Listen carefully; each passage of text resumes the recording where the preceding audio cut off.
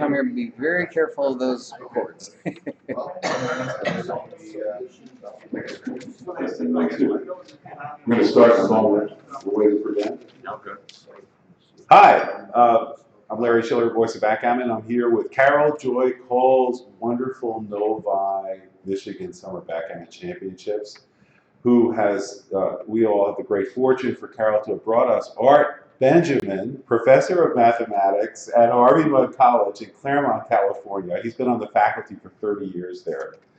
He has won this tournament in Michigan, Carol's tournament, in 1997. And he serves on the board of directors of the United States Backgammon Federation. He's known as the Mathemagician, and because he gives a lot of entertaining talks. You know, he gives TED Talks. He's given 3 TED Talks that got 20 million views. He's famous, and he's right here, Art Benjamin.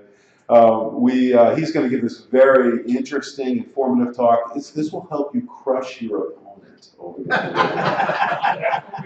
That's what I'm looking for. You know, math can crush, and Art's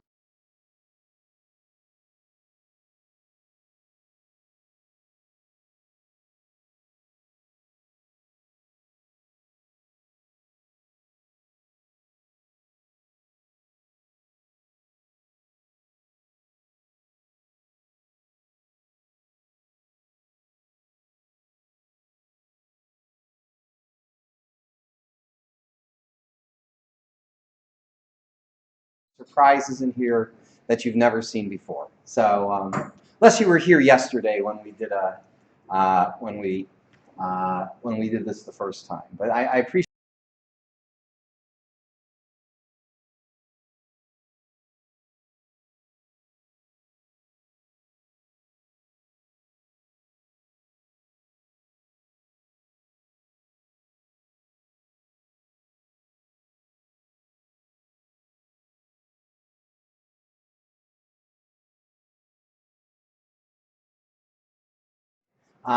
Hitting from the bar. I think that's an unappreciated concept that I think the number of ways you can hit from the bar can be a lot larger than you might imagine. I'll give you some of my shortcuts for counting pips, and then I'll end with something that's purely magical and maybe even practical called the colorless pip count. Okay, so that's what you're in for today. Let's start at the very beginning. We play backgammon with 2 dice. Let's imagine we have 2 different colored dice, a red die and a green die. And there are 36 possible ways to equally likely outcomes of the roll of 2 dice. Here I've put numbers there to indicate their totals, at least their monopoly totals, right? Like a double 6, I'm counting here as 12.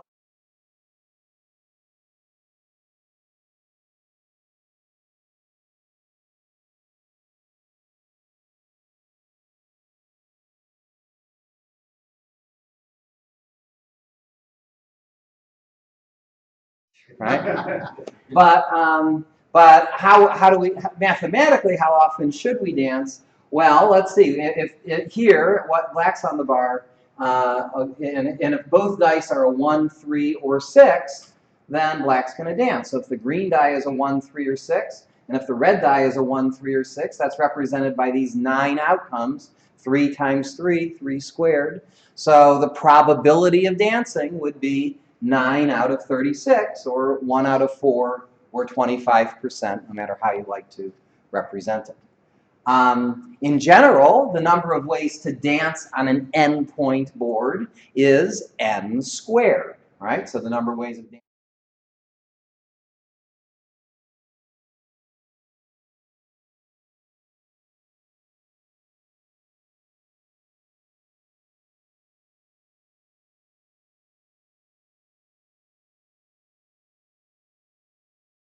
There are 27 ways to enter. If there are 16 ways to dance on a 4-point board, then there's 20 ways to enter on a 4-point board. Okay? All right, that's dancing and entering. How about creating points? All right? So you're in this position and you're interested in making the 5-point. How many rolls can make the 5-point this turn? Okay?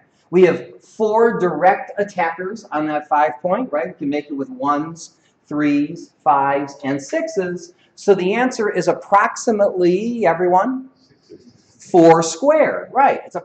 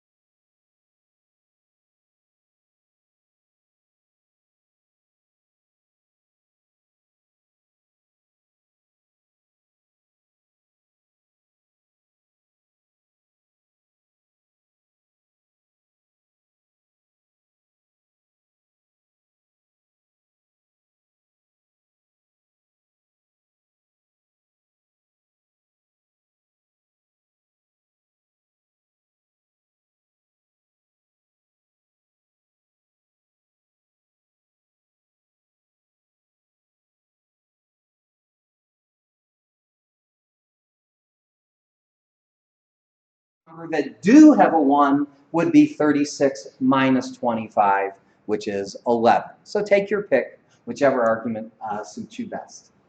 All right, so the probability of rolling a 1 is 11 out of 36, just a little over 30%. By the way, by the same reasoning, there are 11 rolls that contain a 2, and there are 11 rolls that contain a 3, and 11 that contain a 4, and a 5, and a 6. And by the way, feel free to stop me if you have questions along the way. Okay, so now let's ask the question, on the second roll of the game here.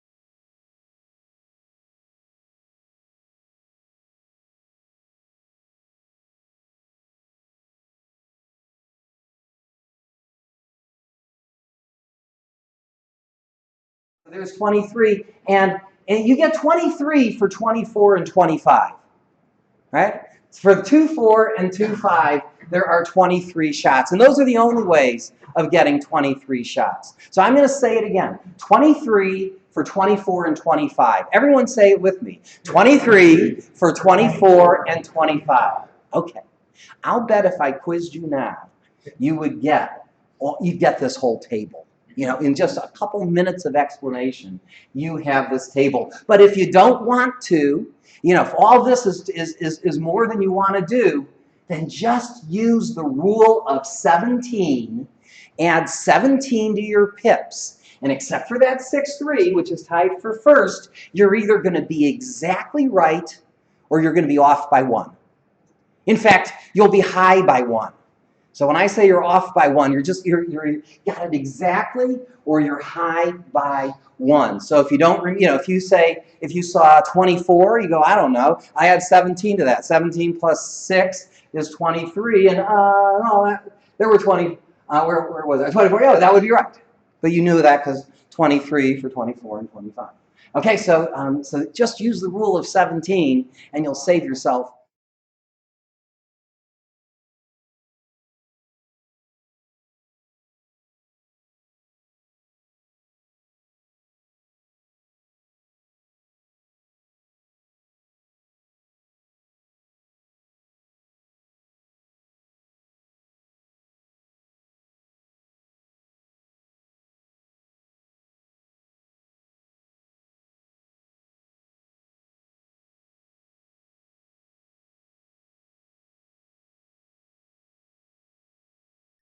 add up to 12.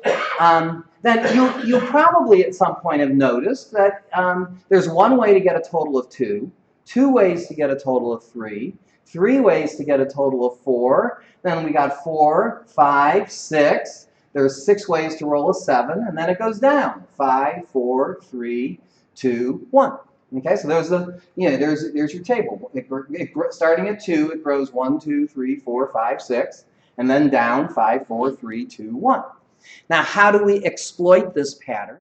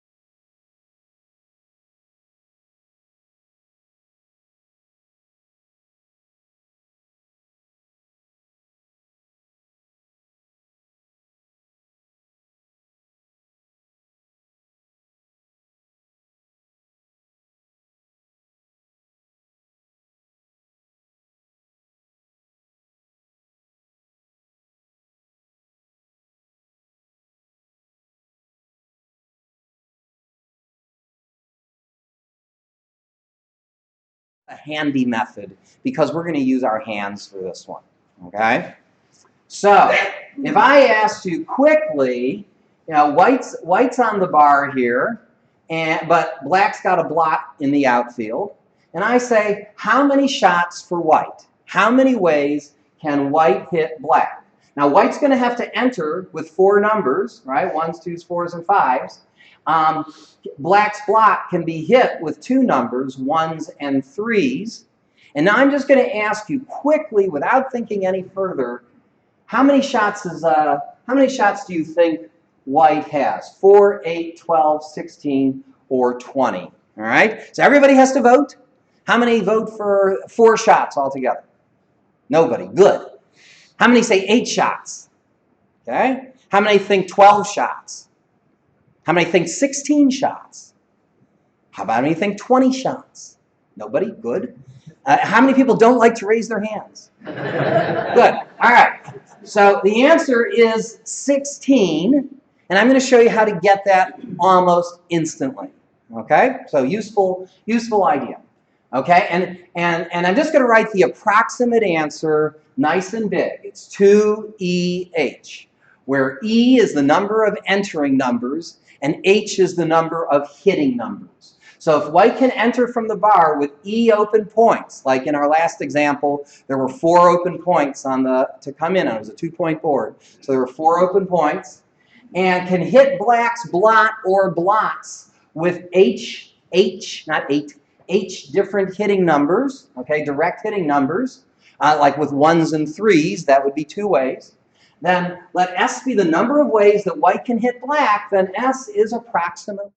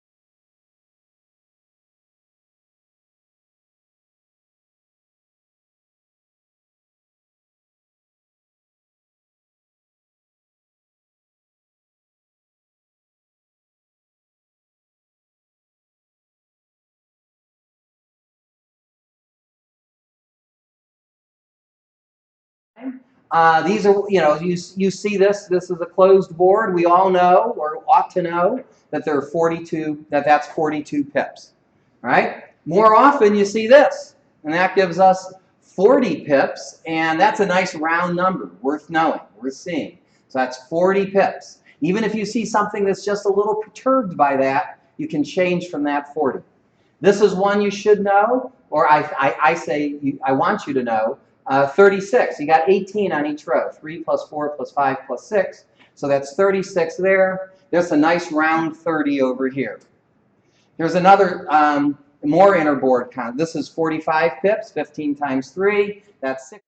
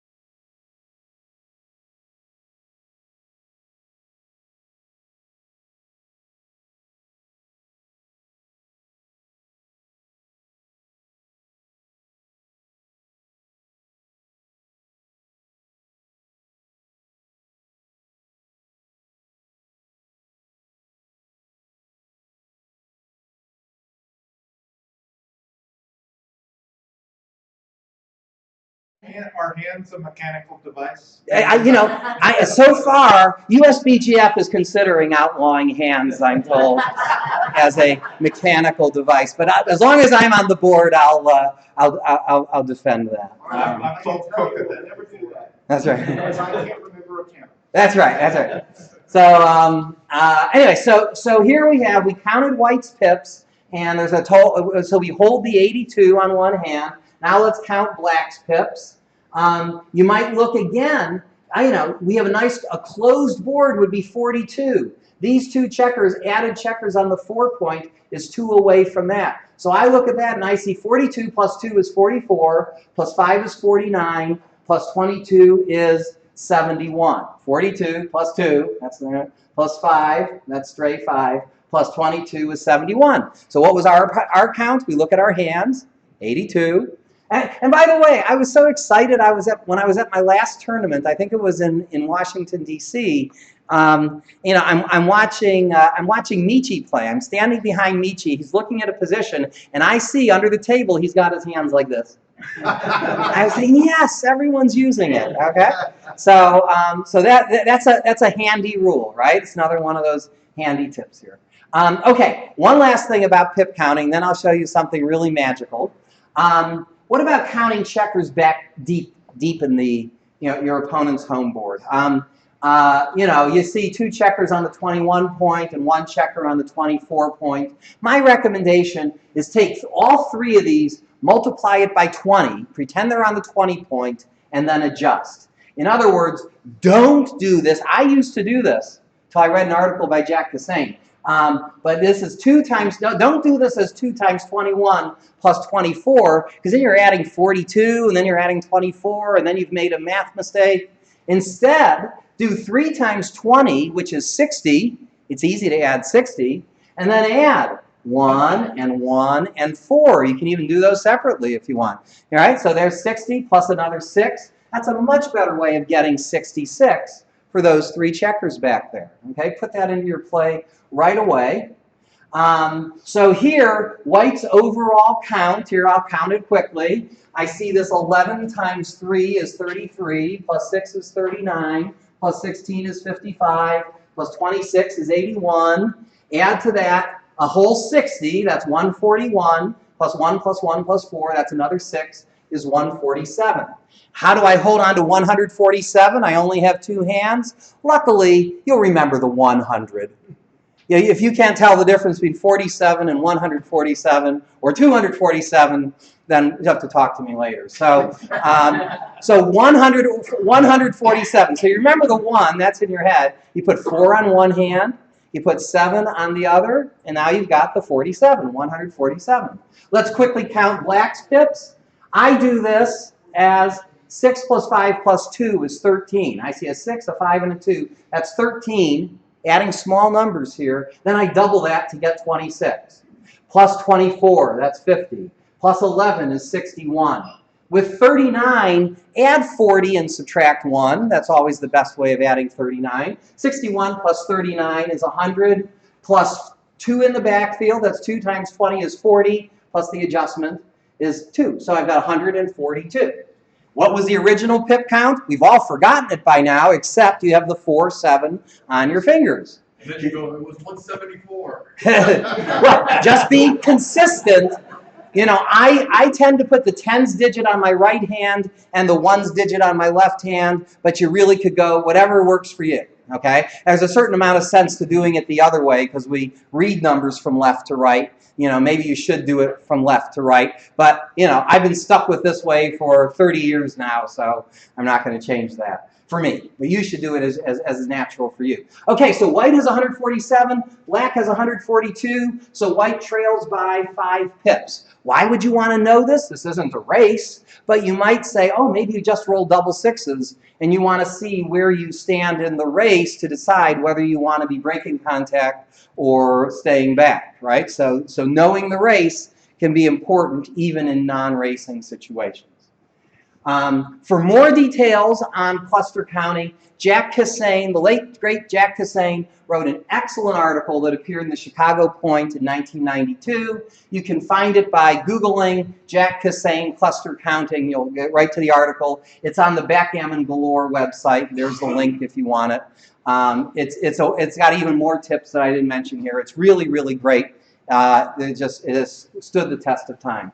Okay, if I've got a few more minutes, I want to end with something really magical and maybe practical, especially for those of you that don't want to bother, when we have 3 checkers in the backfield and you're saying, oh, the pip count's just getting too high. I'm going to show you a way of counting smaller pips and still getting the difference in the pip count exactly. Okay, an exact method, okay? This was another great idea of Bob Urquhart's. Am I saying his name right? Bob Urquhart's. And it was simplified independently by me and Kit Woolsey. And I think you'll like it. It's called the colorless pip count, all right? So we saw, after counting white and black, 147, 142, the white trails by 5 pips. I'm going to show you a faster way of seeing that white trails by 5 pips, and it's to go colorless. I'm going to turn all checkers the same color, like so. All right?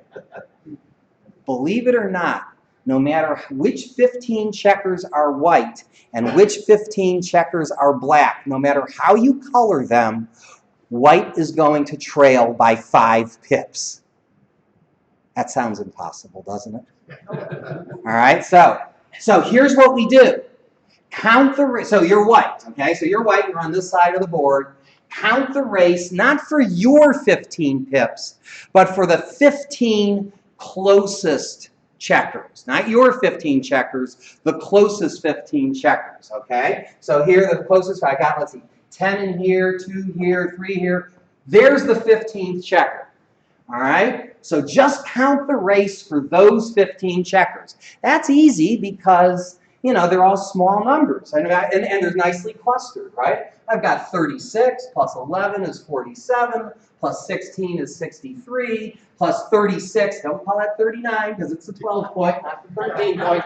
That is the mistake you will make when you start doing this. You're so used to counting multiples of 13s, but you're going to have to count multiples of 12. Okay, so we got 63 plus 36, that's 99. Get into your meditation stance, hold the 9 here and the 9 there. This is palindromic, so it can go either way. All right, and now count the race on your opponent's side. In other words, for the last 15 checkers. Conveniently, those are over there. Not a coincidence, it was easier for my computer to do it that way. Okay, and we count. Okay, I see 30, a nice cluster of 30. Plus 4 plus 1 is 5, that's 35. Plus 24 is 59, and that's 2 12s and an 11. Okay, so 35 plus 24 is 59, plus this 11 is 70, plus this 24 is 94. You're holding on to your 99. The other side had 94, so 99 minus 94 is 5, so you're behind in the race by 5 pips. Now, of course, you say, I tell you this always works. It always works. And you want to know why. And since I'm a math professor, I have to tell you why. Right? Because the idea behind it is really clever. The idea behind it is, so let's take it, here's our original position. What happens, and here's how I'm going to change my colors. What happens if I swap this piece here with this white piece with that black piece? What happens if I swap them? Well, white goes from the 24 point to the 14 point. White has just gained 10 pips. What happens to black? Black's moving in the direction black wants to go. Black also gains 10 pips. Oh, did I write 9 pips? I should have said 10. So if I swap these 2 checkers, they're going to they're going to switch by 10 pips, right? They both gain 10 pips. So the difference in the pip count is unchanged. In other words, the original position has the same pip count difference as, here, let's swap them, that position. Well, one good swap deserves another, right? How about swapping these two black checkers with these two white checkers, right? White gains a bunch of pips, black gains an equal amount of pips, right? They both gain 34 pips, so the difference is unchanged. So this position has the same pip difference as that difference. They don't even have to be on the same points. I could take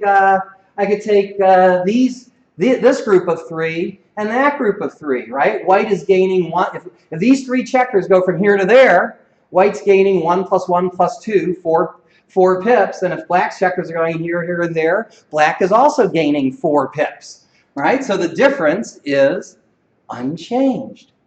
Every time we did these swaps, the pip difference never changed. So that means the original position has the same pip difference as this position, where all the white checkers are on one side, or at least the first 15 checkers are white, and the next 15 checkers are black.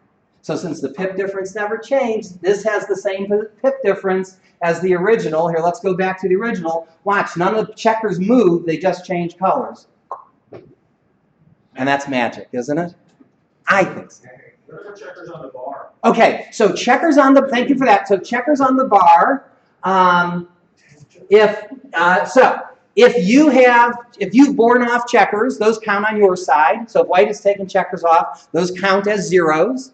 And if you have your opponent on the bar, that's on your side, right? That opponent's in your territory on the 0 point.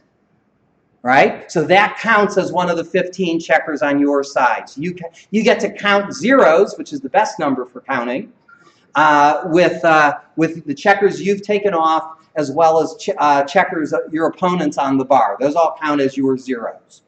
Okay? By the way, Phil Simborg told me that when he did this long ago, if you don't have borne off checkers or checkers on the bar, it would allow you to tell the pip count difference blindfolded. Right? Couldn't you do it even with them on the bar? You just have to pick a side. You just wouldn't know if I gave you a position, I put 2 checkers on the bar, you can't tell blindfolded whether both checkers are black, both checkers are white, or if one's white and one's black. And that can have a difference of pip count of 0, 25, or 50, depending on what you have. So you couldn't tell it blindfolded, but as long as you knew which ones on the bar were of which color, then you could. Okay, so there are quick other shortcuts. I'm not going to go into full detail on this. Watch for cancellation near the midpoint. Here's another shortcut. You don't have to count 36 here and 35 there, because you could tell that these 3 checkers are one further back, from getting off, as these 3 checkers. So you could just say, look at these 3 versus those 3 and add 1 for this side. You don't have to add 36 here and 35 there. You can just add 1, because you can see that this is one shifted from the other, right? Don't count these. Just add 1 for the bottom 3 versus the top 3. It's especially nice when you have 15 on one side and 15 on the other. Kit and I do something with flicking checkers. If there had been like 17 checkers on this side, it's usually the middle checkers on one of the midpoints, I will mentally, or maybe even physically, kind of flick 2 checkers up to the other side. Now that means I've borrowed 2 to make it easier to look at, and that means that when I'm done with my difference, I have to subtract 2 to bring it back. But that makes it easier. Anyway, for more details, wait for an article to appear in an issue of the Primetime Backgammon magazine, or View SBGF, hopefully next year. I haven't written it yet, but I want to. I want to thank everyone for coming. I want to especially thank Phil Simborg for suggesting that I give this talk. Dmitry Obukov and David Rockwell for providing some of the technology that we have here. Donna Lafferty, Donna, God bless you, helped watch the whole talk the day before, 2 days ago, made it a much better talk, got all kinds of great suggestions and help. And Ben and Larry today for streaming this, and so other people can enjoy it. I hope you enjoyed it. Thank you all very much.